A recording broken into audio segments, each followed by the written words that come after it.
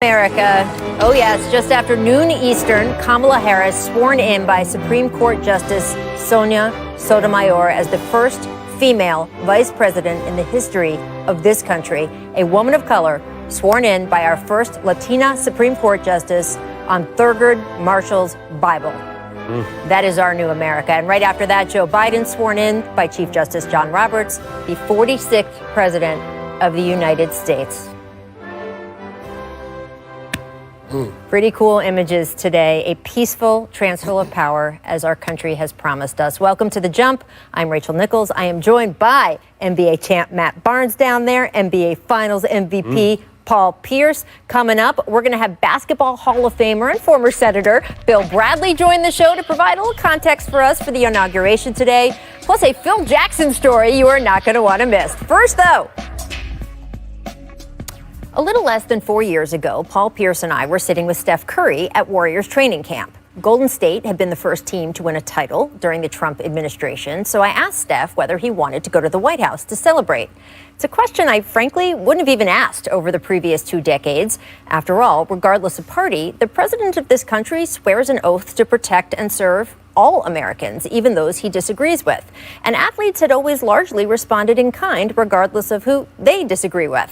But after Donald Trump ran a campaign based on divisiveness and then as president adopted a platform that many NBA players felt was not just not inclusive of them, but actually against them, would Steph even want to go? Here is our conversation. Behind you over there is the trophy. Normally, when you win one of those things, you go to the White House to celebrate. Your coach has stood up there and said you guys are going to meet and discuss it as a team. Kevin Durant's been very open. He says, I don't want to go. What are your feelings on it? I'm on that same tip, and obviously you don't want to rush to a decision on kind of understanding the magnitude of what this means. We have an opportunity to send a statement that hopefully encourages unity, encourages us to just appreciate what it means to be American and stand for something. So whether that's whatever your opinion is on either side, that's what we want to take this advantage of this opportunity. I just want to be very clear. You're saying you have the opportunity to say you're standing for something by not going? For me, yeah, that's going to be my vote when we meet with the team. Not long after that aired on The Jump, Fox News picked it up, which means, guess who saw it? Yeah, which led to the tweet, quote, going to the White House is considered a great honor for a championship team. Stephen Curry is hesitating. Therefore, invitation is withdrawn, which prompted LeBron a few hours later to answer Trump with, quote, you bum, Steph already said he isn't going, so no invite. Going to the White House was a great honor until you showed up. Memories. Over the following years, we'd watch the President of the United States regularly attack various athletes, almost exclusively athletes of color. He called NFL players sons of bitches. He questioned black basketball players' intelligence. And boy, did he make it clear what he thought of female athletes. Not a single women's team that won a championship over the past 4 years was invited to the White House. Not even the wildly popular Team USA group that won the Women's World Cup. They're called Team USA America. Okay, anyway. Now, Trump did host plenty of other athletes at the White House. Personally, for me, the LSU football team, using the most hallowed building in America as a dance floor for Get the Gat. Yeah, that is always going to stick out. You know, it's a funny thing about athletes making White House visits. In some ways, they're just one more ceremony. But ceremonies like this are actually pretty crucial ways a country identifies its most important values. Who the most powerful person in the world chooses to celebrate helps define who deserves that American seal of approval. And that's why when Barack Obama was president, he not only invited Olympians to the White House, he actually reached back into history and invited families of African Americans, like the family of Jesse Owens, who back in 1936 was very specifically and purposely not given that presidential seal of approval. Obama also invited Paralympians, more women's teams than any previous president, and yes, of course, NBA champions. The Jump was actually fortunate enough to be invited to the final athlete visit of Obama's presidency, the 2016 Cleveland Cavaliers. Remember when Obama told J.R. Smith that to get in the door he had to put a shirt on? Yeah. Once inside, he told them this.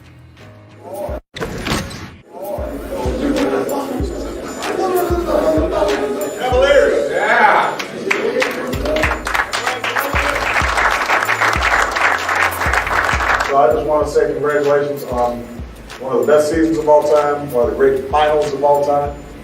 And your city and your state could not be prouder of you. Speaking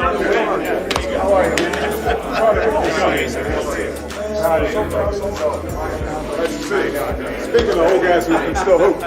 Hey, how are you? Good to see you. Can you say what these White House visits mean to you, to have all these sports teams come in over the years?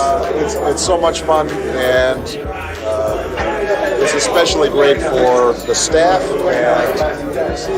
and people who work in government who are crazy fans to be able to meet the heroes and cheer them on. Do you know any crazy sports fans? Oh, no. No. You may have noticed Joe Biden right alongside Obama there. Biden comes into office at a time when athletes in this country are the most politically active we have seen in 50 years. And Biden's brother recently told ESPN that the new president specifically wants to use that activism and use sports as a tool to unite and heal our reeling country. Biden was actually an athlete himself, a high school and briefly college football player who used sports to help him overcome a severe stutter. So it's a fitting goal, and one that at least the NBA seems willing to assist in. Right after the election, Draymond Green and LeBron James exchanged tweets about the Lakers, yes, going on an official White House champions visit. And just this morning, the Golden State Warriors released this video in support of Vice President Kamala Harris. I am so proud to be a daughter of Oakland, California. Every little girl watching tonight sees that this is a country of possibilities. And to the children of our country, regardless of your gender, our country has sent you a clear message. Dream with ambition, lead with conviction, and see yourselves in a way that others may not, simply because they've never seen it before. But know that we will applaud you every step of the way. Madam Vice President, I'm not saying you got to put this up in your office at the White House, but it'd probably be a good idea. Congratulations, blazing your own path. We're all rooting and supporting you the whole way. Oh, this means so much to me. You guys, I will proudly display this. You know, watching Steph right there was a pretty cool full circle moment in a through the looking glass kind of way. What a contrast to that day at training camp nearly 4 years ago.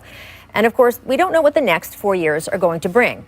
But we do know there once again seems to be a spirit of partnership between the leaders Americans elected and the athletes so many Americans love.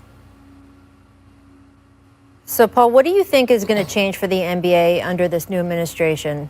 Well, I really believe now that, for one, players are going to be able to go back to the White House, the champs. One thing, you saw that with Draymond and LeBron. But I think, too, there's going to be more conversations with the NBA leaders about different initiatives that they can have within their communities and how they can help, being that the NBA is such a loud voice through all this systemic oppression that we've gone through over the last. Hey, look, it's Paul Pierce at the White House. And so, it's going to be an exciting time just to open up those conversations again with the NBA players and bring back the tradition because you look forward to when you become a champ to visiting the White House. It was like a final step of approval.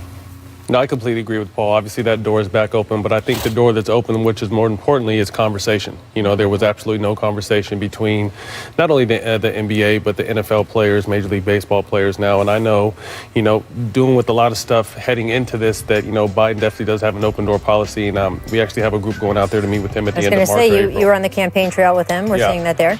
Yeah, so like I said, that line of communication is back open. I think that's what's most important. Yeah. And what is it that you have found, Matt, that when you have conversations with members of the administration, and you were telling us before the show, you've been on a bunch of conference calls already. You said you're going back out there in a few months.